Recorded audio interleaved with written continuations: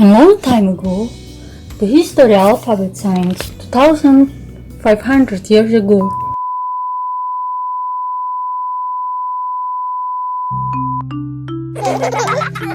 Okay, everyone, it's time to learn the alphabet.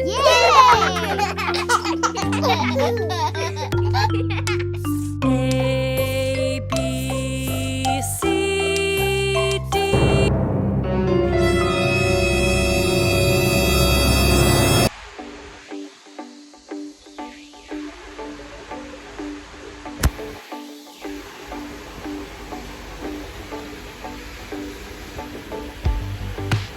A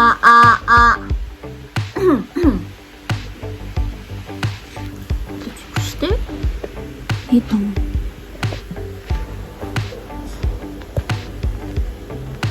なんか、これいいですね。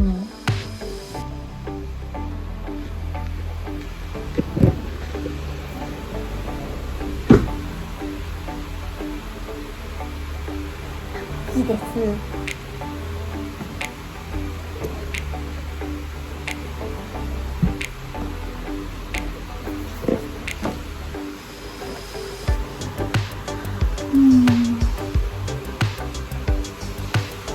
手が増やされてて何にするんですか？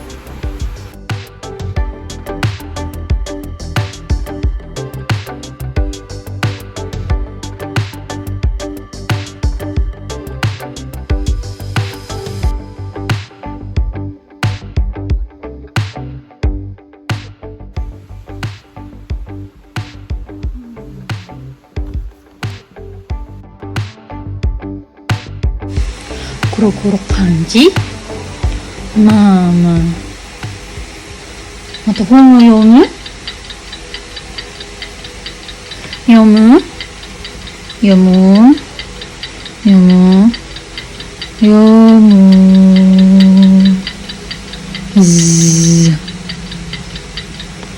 ほら！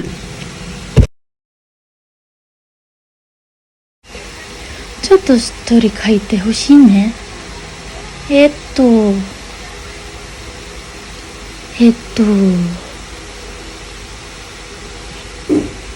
て。漢字で？あ、ロマ字。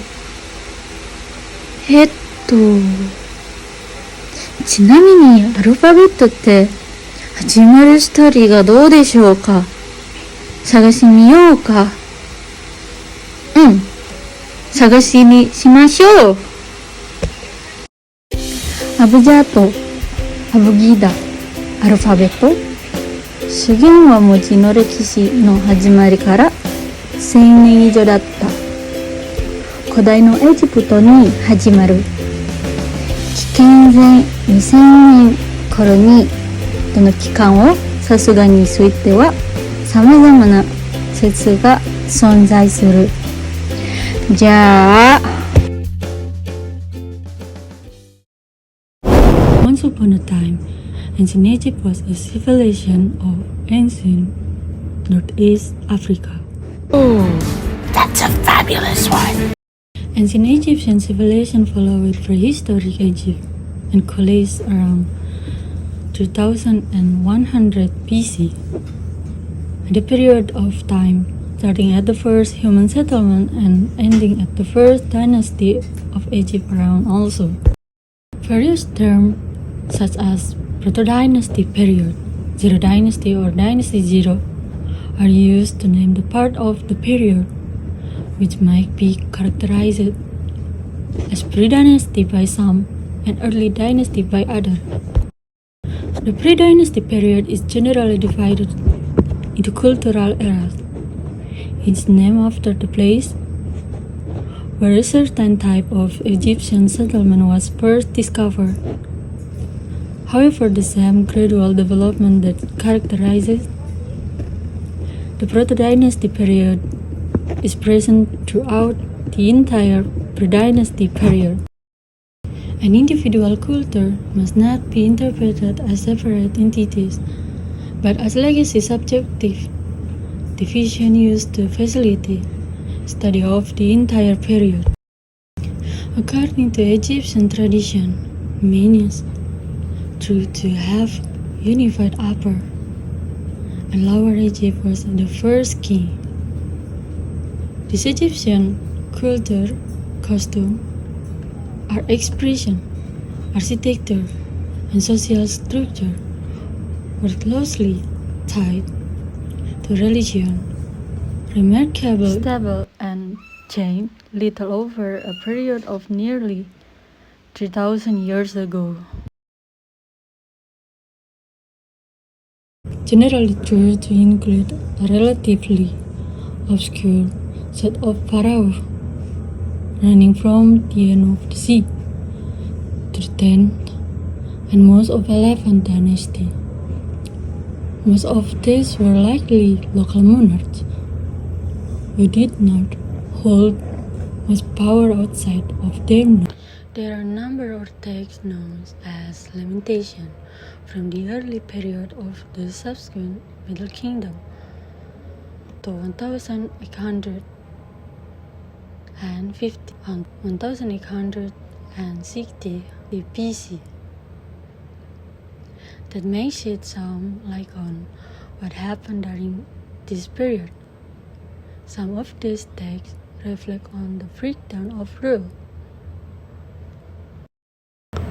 Others allude to invasion by Asiatic women in general. The story of focus on a society where the natural order of things in both society and nature was overthrown. The Proto-Sinaitic script of Egypt has yet to be fully deciphered. However, it may be alphabetic and probably record the Canaanite language. The oldest examples are found as graffiti in the Wadi al-Hol and date to c. 1850 BCE.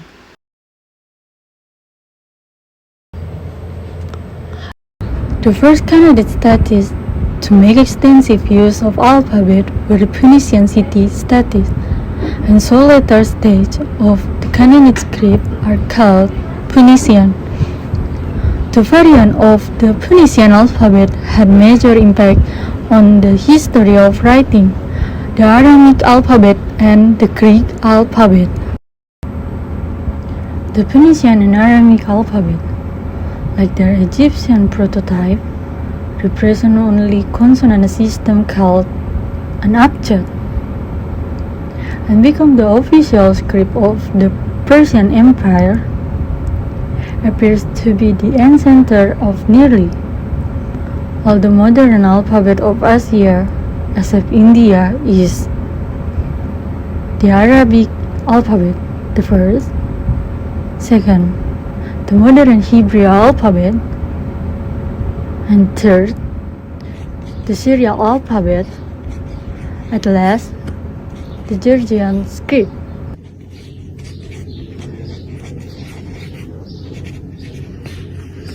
The Syrian government is making moves to preserve it. A school has been set up and, for the first time, the spoken language is being put into print. They hear, but now they can hear and see and open the book. For the first time they can see the language or the dialect is written.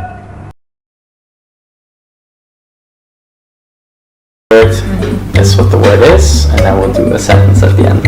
Yeah. Okay.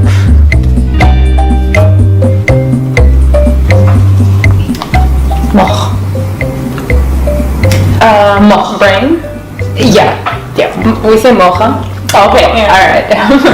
I read it and I'm like, mocha? Is that? Not even. No. Okay. Close. Okay. This one is, I think this is pretty simple. Let's see. Oh, I know. Me. Yeah. Anna. Yeah, I know. I keep trying not to look at my God. I don't want to guess. No, It's my turn. Yeah. So. Yeah. Chmaya, like. This is tough. Repeat it again. Yeah. Mchamoye, like Chmaya. There's different ways of saying Himaya? Yahmi? To protect. Sorry. Yeah. Oh my bad. So Himaya is, I guess, protecting. Yeah. We use a lot of like the kh instead of the he. Yes. Yeah. There's a pattern here. Yeah. Okay. So Himayat, in Persian we say himayat. Yeah. But yahmi.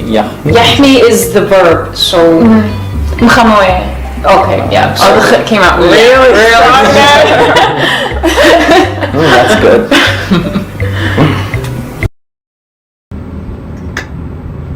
The letters of the Greek alphabet are the same as those of the Phoenician alphabet, and both alphabets are arranged in the same order.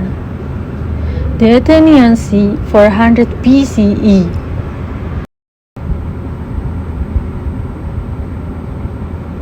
Adopted that letterification and eventually chose to write from left to right.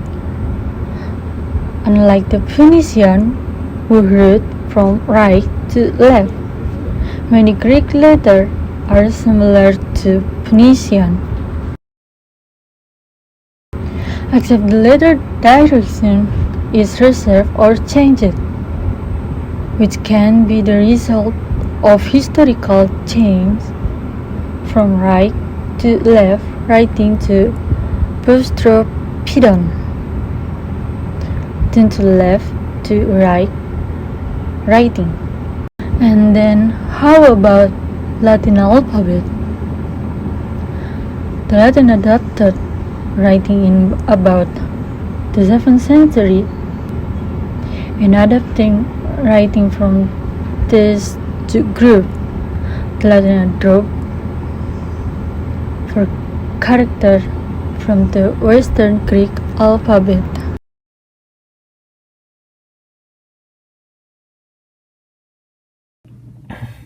So first letter here is A, it's ah, it'll be pronounced ah. There's a long and a short version.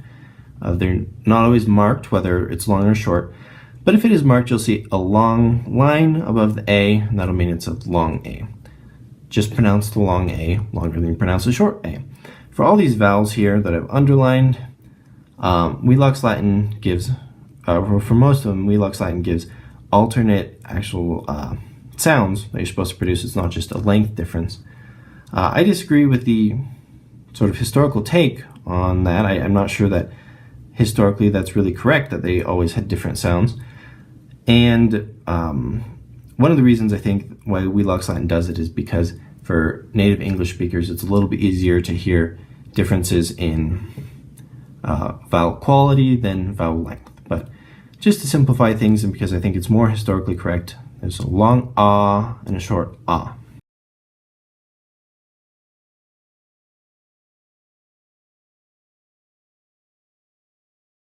Okay, so what exactly is Latin? Latin was the main language of the Roman Empire and was the lingua franca of Western Europe for most of the medieval period. It's still used in the Vatican today even.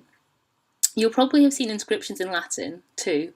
Also, J.K. Rowling borrows quite heavily from Latin in the names of people, spells and other magical objects in the Harry Potter books. I've included a family tree of sorts here. At the top is Proto-Indo-European, which is basically the progenitor of nearly all modern languages, with the exception of Basque, Suomi and some others, which originate in Europe and West, Central and Southern Asia. That includes English, Urdu, Hindi, German, etc. And underneath you can see Italic, which should really be called Proto-Italic, which was the mother language of Latin. And Latin is in turn the mother language of Catalan, Romanian and French and several other modern European languages. 牌匾啊，牌匾呢，我们一般上都是用在宋人啊，尤其是我们马来西亚有苏丹跟周元首啦，他会讽刺他的子民啊，对社会有贡献啊，都会有一些各具的心血啊，然后一些华人的会馆团体。 The history of Hanzi from China, influential beginning of 14 BC.